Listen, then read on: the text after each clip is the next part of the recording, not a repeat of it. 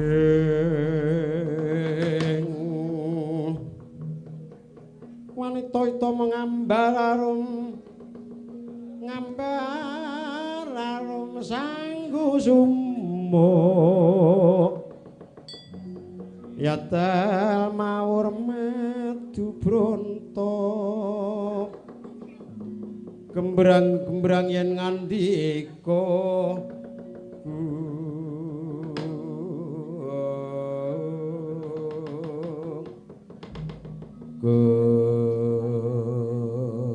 jagat bendoro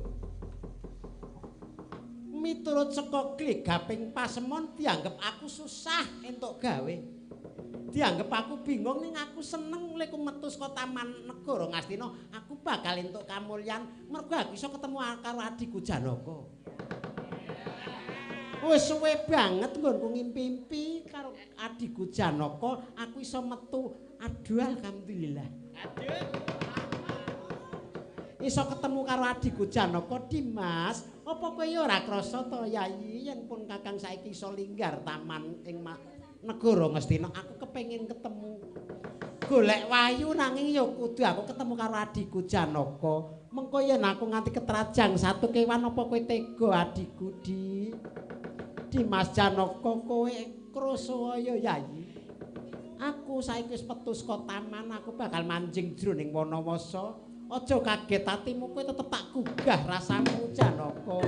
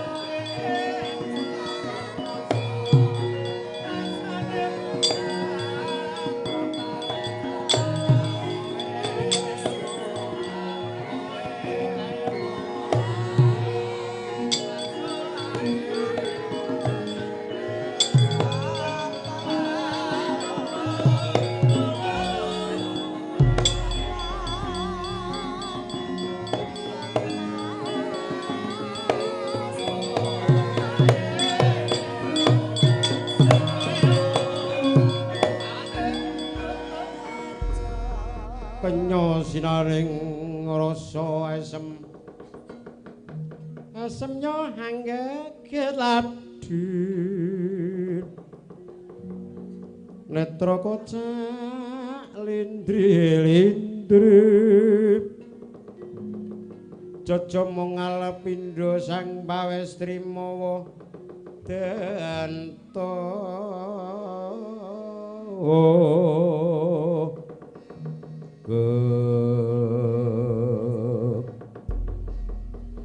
nenggih rikala semana sang Dyakusuma Dewi Banawati mapan kono garwanata Ngastina Prabu Duryudana manjing wana mapan iku traing kusuma rembesing madu ilining Handana tapa traing Nalendra putra Prabu Salya Mandaraka mula memper kalamun megik salirane mencorong tejane manter cahyane manjing Driwana mangun semedi meminta sing jawata mugi kaparingan kamulyaning jagat lantaran tentreming negara Ngastina nggih ingkang cumlorot mungging ngakasa wahyu musti kaningwarih mulat marang Sang Kusuma Dewi Banawati sanalika manjalma marang ganggane Sang Banawati mencorong mansurat tejane Sang Hyang Banawati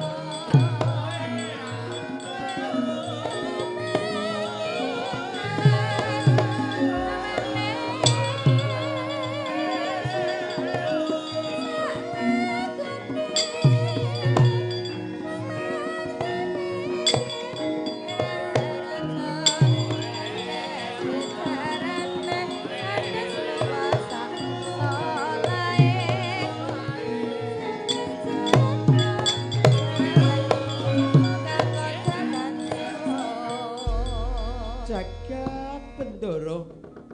Kok rasane ngatiku kok kaya beda karo kanan padatan.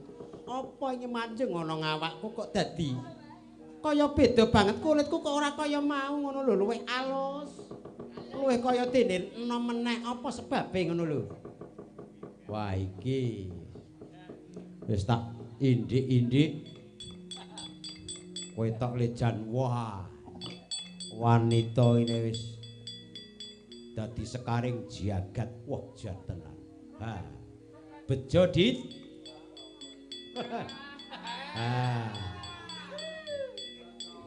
Lakuku dhewe ora apa-apa ning aku wis entuk kamulyan muga-muga mung siji aku kudu ketemu adikku Janaka. Yen urung ketemu aku trima ora. Tenang. Yen ora Janaka trima ora. Aku mbiyen kebangetan Dimas, kowe iki yo kebangetan.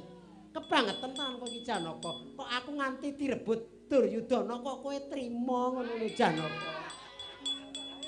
Mongko kudune lara ati. Coba nalika jaman Kakang Mbok Surti kanthi ngayunake ya diayunake marang Koko Prabu Basukarna ya Raden Suryatmaja kowe do ndelik karo aku nginjen ngematke kaya ngapa Kakang Mbok Surti kanthi ning kok kowe ya ora krasa to Dimas. Kebangetan kowe ora krasa kowe Janaka. Aku direbut Duryudana kaya kowe tegel ngono lho. Kae tak kandhani ora beda karo Ngatina. Angger Sumartina kuwi angger wis liyane jarak ya ora. Nek aku ya ora, nek aku tetep Janaka nek aku. Mus apa kae? Ya ini Pak Mus. Buandemmu wong kok Mas magus. Wah, ketekur. Piye iki? Arep saka ngendi iki? Aku dadi mung jan kurang ajar kowe iki. Malah arep ngrekasake aku. Nyelo-nyelok ya. Kok rasaku dadi ora kepenak to ana angin kok sembribit. Ya ana apa iki? Wah, jan. Saka kene ya. Wah. Bokoke gitar. Wah sasakan biarang celaan dijentitke munggah le celaan wah mahko sapi wah wis warep menyang endi budya kaya ngapa wadon ki ya kepanjangan rikma keribetan mancung saut candak pangane buta kasak.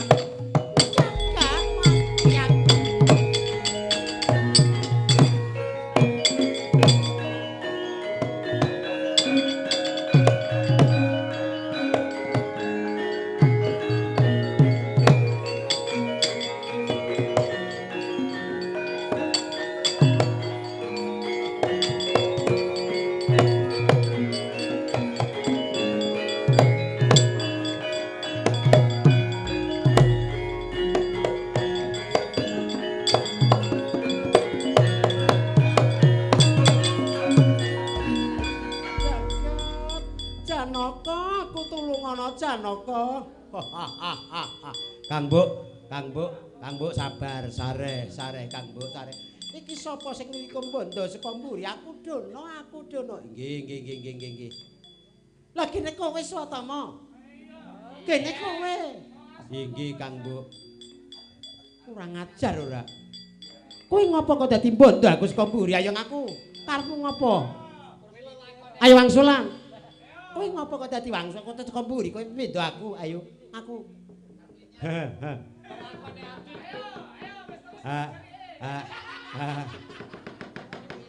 Ayo omong, ngopo kowe? Kowe arep ngopo?